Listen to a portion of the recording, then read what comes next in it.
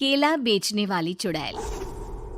एक बार की बात है, जादूपुर नाम के एक गांव में करतब दिखाती एक औरत एक रेड्डी के लिए गांव में आती है। आइए आइए मेहरबान कदरदान, खाइए रोहड़ा के ताजे ताजे केले। कभी खाए नहीं होंगे ऐसे केले। पीले पीले केले खाइए। ये कहकर रोहड़ा हाथों में 4 केले लिए उन्हें सर्कल में जोर जोर से हवा में उछालती हुई करतब दिखाती है, जिसे देखकर आसपास के सारे बच्चे अपने अपने मम्मी पापा से उस औरत के पास जाने की जिद करने लग जाते हैं। पापा, ऐसा तो सर्कस में बॉल से होता है ना, ये आंटी तो केले से कर रही है। चलिए ना पापा, देखते हैं। रोहड़ा एक पतली सी तार पर चलती हुई केलों से करतब दिखाती है। आते जाते सभी लोग बाहर रुककर उसके करतब देखते हैं और वाह वाही करते नहीं थकते।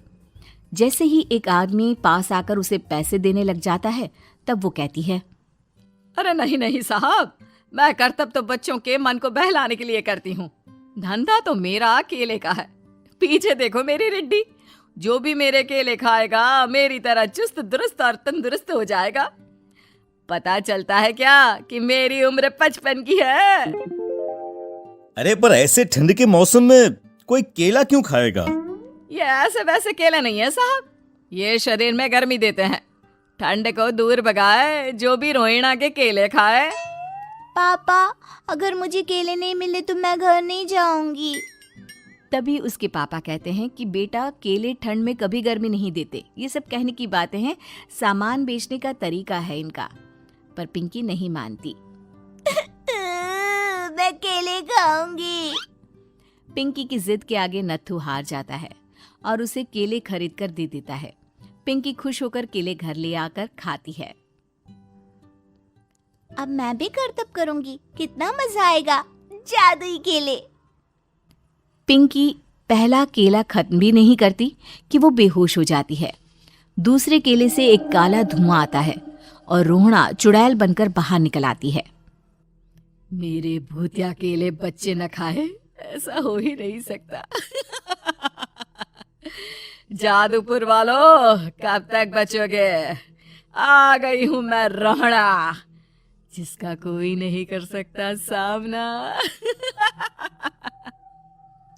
रोहड़ा पिंकी को गोद में उठाकर काले धुएं में कहीं गायब हो जाती है।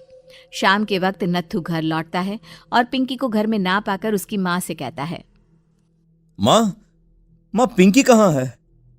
अरे बेटा, उसे तो तू सुबह करतब दिखाने ले गया था ना, फिर कहाँ वापस आए तुम दोनों? मुझे लगा तू उसे अपने साथ मंडी ले गया होगा। हे भगवान, मेरी बच्ची कहाँ गई? मैं उसे घर ही तो छोड़कर गया था माँ। नत्थू गांव के घर कोने में अपनी बेटी को ढूंढता है, पर उसे वो कहीं नहीं मिलती। परेशान होकर आखिर रो रो कर नत्थू हिम्मत हार कर घर लौट आता है। अगली सुबह रोहड़ा फिर से करतब दिखाने आती है और इस बार पिंकी की तरह रोनी केले खरीद लेता है। 50 रुपए दिए थे पापा ने, सारे पैसों की मैंने केले खरीद लिए हैं। अब मैं भी आंटी की तरह ही करतबबाज बन जाऊंगा। यही सोचते हुए रोनी केले खाता है और पहला अकेला केला आधा खत्म भी नहीं करता कि चुड़ैल उसके सामने आ जाती है। मेरे साथ चलने का समय आ गया है रोनी। ये तो बस शुरुआत है।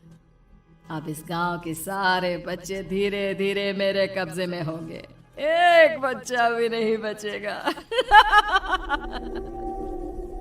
ये कहकर रोना रोनी को गोद में लेकर काले धुएं में अदृश्य हो जाती है। इसके बाद हर रोज गांव में से कोई ना कोई बच्चा गायब होता, पर ऐसा क्यों हो रहा है किसी को भी समझ में नहीं आ पा रहा था। रोज की तरह अपनी बेटी पिंकी की तलाश में नत्थू गांव के एक तालाब के पास बैठा रो रहा था। कहाँ गई मेरी पिंकी? शकुंतला के जाने के बाद एक वही तो मेरा सहारा थी। अरे उसकी आत्मा कोस रही होगी मुझे कि मैं अपनी बच्ची को संभाल भी नहीं पाया। नत्थू ये कहता हुआ रो ही रहा था कि तभी तालाब में से उसे शकुंतला की आवाज सुनाई देती है। कहाँ थी तुम शकुंतला? हमारी बच्ची और सारे गायब हुए बच्चे रोहड़ा के कब्जे में हैं। वो बच्चों को जो केले देती है उससे बच्चे बेहोश हो जाते हैं और उसके कब्जे में आ जाते हैं और वो उन्हें ले जाकर काली दुनिया में ले जाती है।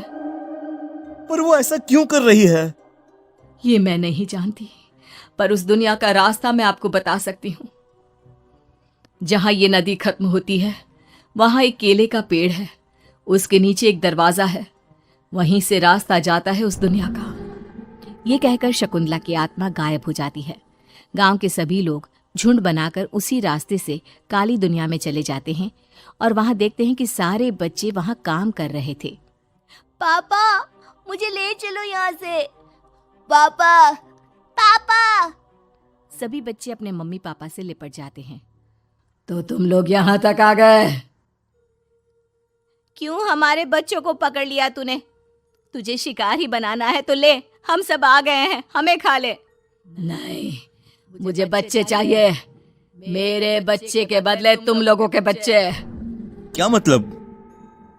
मैं इसी गांव में रहने वाली एक औरत थी।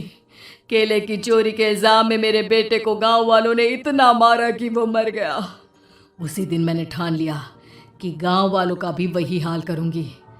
कुछ दिन बाद बेटे के चले जाने के दुख में मैं भी मर गई और मेरी भटकती आत्मा एक चुड़ैल बन गई। और फिर मैंने बदला लिया तुम सबके बच्चे छीनकर। बर्दाश्त नहीं कर पाए ना? सोचो मुझ पर क्या बीती होगी। हमें माफ कर दो रोना। पता नहीं ये किसकी गलती थी, पर हम सभी माफी मांगते हैं। हमारी खुशियां लौटा दो, तुम भी तो एक माँ हो। गांव वालों की बात सुनकर रोना का मन पिघल जाता है और वो बच्चों को छोड़ देती है। उसके बाद काली दुनिया बच्चों के लिए जादुई दुनिया बन जाती है। अब कोई भी कभी भी वहां आ जा सकता था।